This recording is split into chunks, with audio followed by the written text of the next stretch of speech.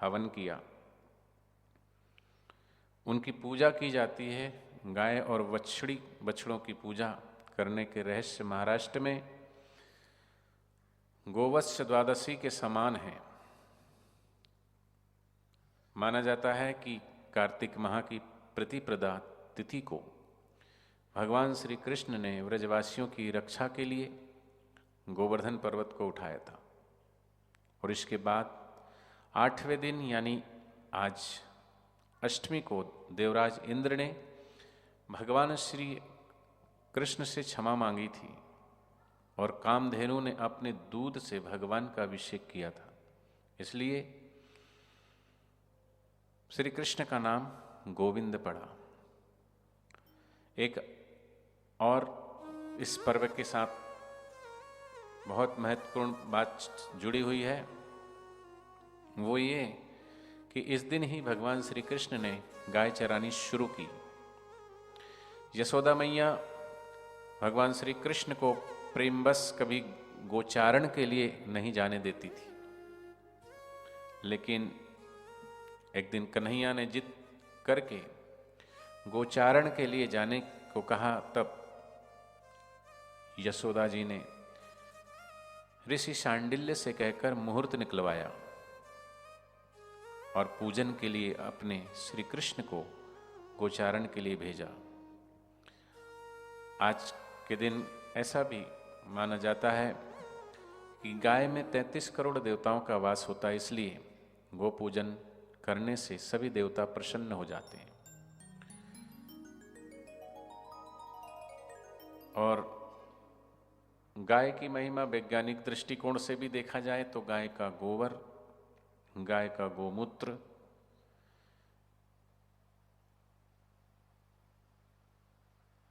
गाय की प्रत्येक चीज, गाय के पास अगर हम बैठें, गाय के मुख से आती हुई श्वास, वो भी ऑक्सीजन,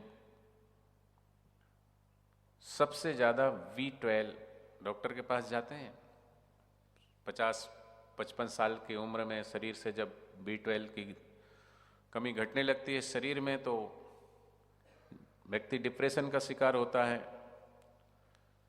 कई तरह की शारीरिक समस्याएं शरीर में आने लगती है, नींद कम हो जाती है।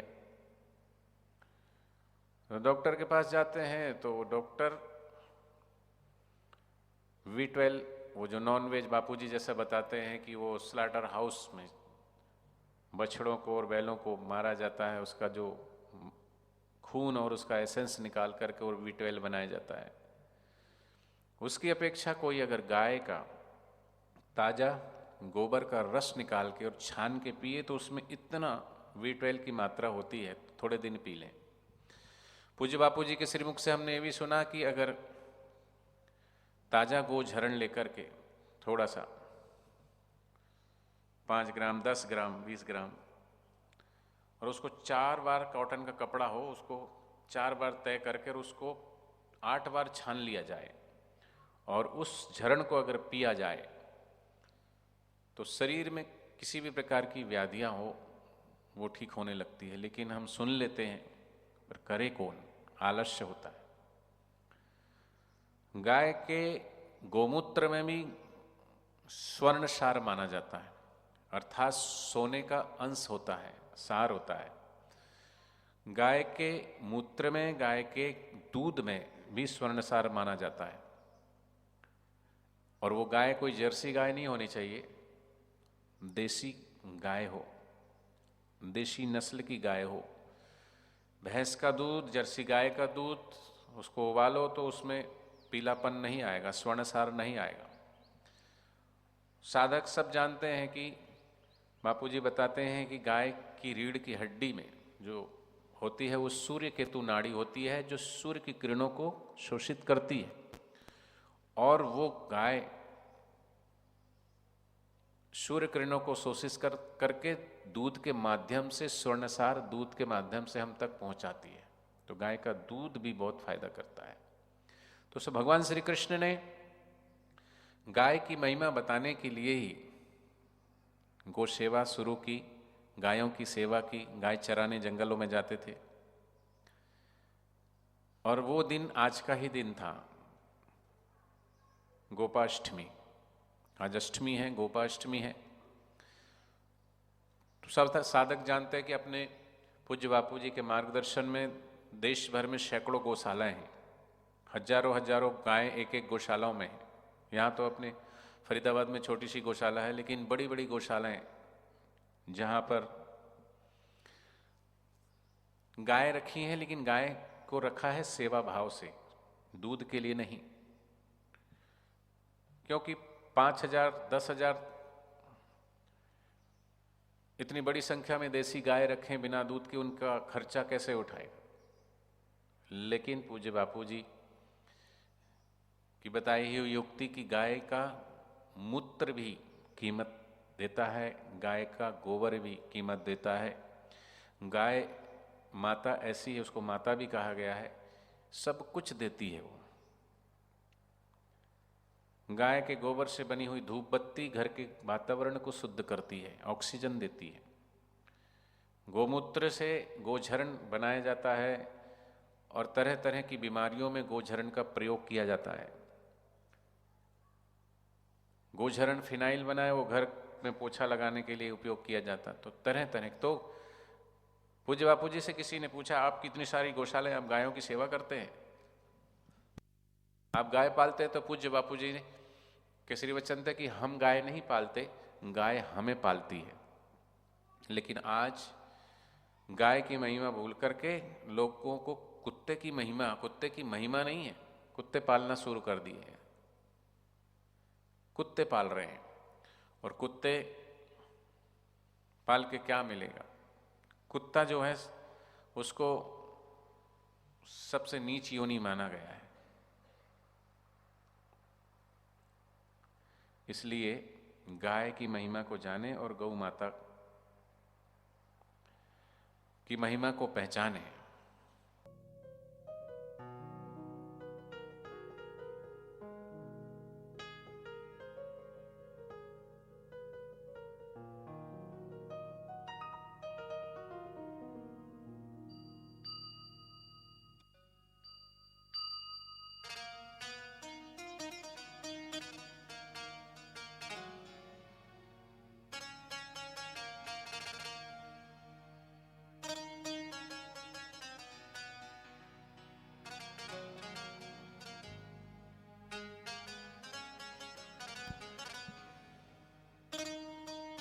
आज वैज्ञानिक युग है और वैज्ञानिकों ने भी ये शोध किया है, कई सारे टीवी चैनलों ने शोध किया है कि अमेरिका में तो गाय के पास बैठने के लिए, गाय के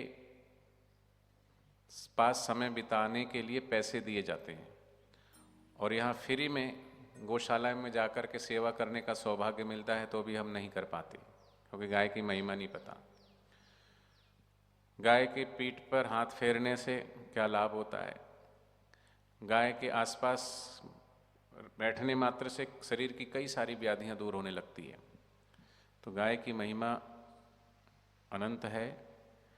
भौतिकी विभाग के एक प्रोफेसर हैं के एन उत्तम, वो कहते हैं कि गाय का गोबर परमाणु विकिरण को कम करता है। गाय के गोबर में अल्फा बीटा और गाय किरणों को अवशोषित करने की क्षमता है। घर के बाहर गोबर लगाने की परंपरा के पीछे यही वैज्ञानिक कारण है। यही गाय के सींगों का आकार पिरामिड की तरह होने के कारणों पर भी शोध करने पर पाया कि गाय के सींग शक्तिशाली एंटीना की तरह काम करते हैं और इनकी मदद से गाय सभी आकाशीय ऊर्जा को संचित कर लेती है, और वही ऊर्जा हमें गोमूत्र, दूध और गोबर के द्वारा प्राप्त होती है।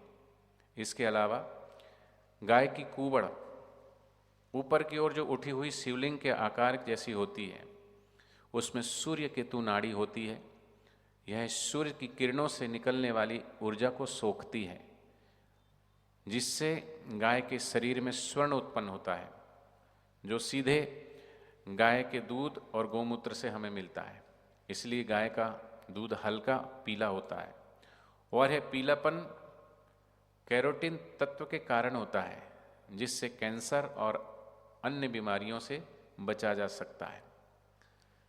गाय की बनावट और गाय में पाए जाने वाले तत्वों के प्रभाव से सकारात्मक ऊर्जा निकलती है, जिससे आसपास का वातावरण शुद्ध होता है और मानसिक शांति मिलती है। कोई अपना बीपी चेक कराए और बीपी चेक करा के फिर गौशाला में जाए, थोड़ी देर गौशाला में समय बिताए, गायों की सेवा करे और फिर बीपी चेक कराए। जो लोग मानसिक डिप्रेशन रहते हैं, नींद उनको नहीं आती है, वो अगर गाय के पास थोड़ी सेवा करें और महसूस करें गहराई से, तो उनको बड़ा हल्कापन महसूस होगा। तो इतनी सारी गाय की महिमा, और इस गाय की महिमा को बताने के लिए भगवान श्री कृष्ण ने द्वापर में ये संदेश दिया गायों को चराने के माध्यम से। लेकिन हम बड़े बड़ी कोठियाँ, बड़े बड़े मकान बना रहे हैं, लेकिन गाय माता के लिए जगह नहीं है, जो हमें सब कुछ दे सकती है, स्वास्थ्य दे सकती है और सात्विक बुद्धि प्रदान कर सकती है, घर का वातावरण शुद्ध कर सकती है। शास्त्रों में भी, पुराणों में भी गाय की महिमा को गाया है। भविष्य पुराण के अनुसार गाय को माता यानी लक्ष्मी का स्वरूप माना गया है। गोमाता के पुष्ट देश में ब्रह्मा का वास है, गले में विष्णु का और मुख में रुद्र का, मध्य में समस्त देवताओं और रोमकूपों में महर्षिगण, पूंछ में अनंतनाग, खुरों में समस्त पर्वत और गोमूत्र में गंगा जी नदियाँ, और गोमय में अर्थात जो गोबर होता है उसमें लक्ष्मी, और नेत्रों में सूर्य चंद्र विराजित है।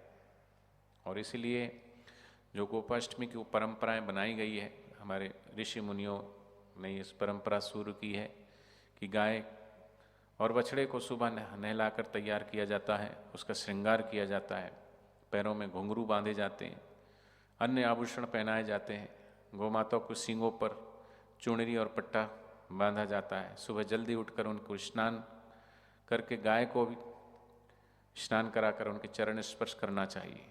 गाय की परिक्रमा की जाती है और इसके बाद उनको चराने बाहर भी लेके जाया जाता है, और इस दिन ग्वालों को भी दान दिया जाता है।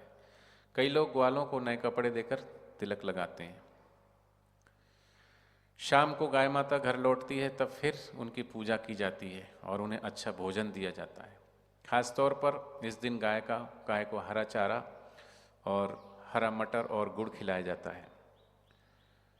जिनके घरों में गाय नहीं होती, वे लोग गौशाला जाकर गाय की पूजा करना चाहिए उनको।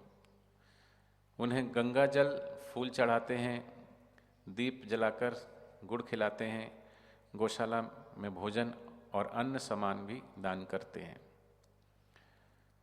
माताएं बहनें कृष्ण जी की भी पूजा करती है, गाय को तिलक लगाती है। इसलिए बहुत सारी महिमा जो है गोपाष्टमी से जुड़ी हुई है।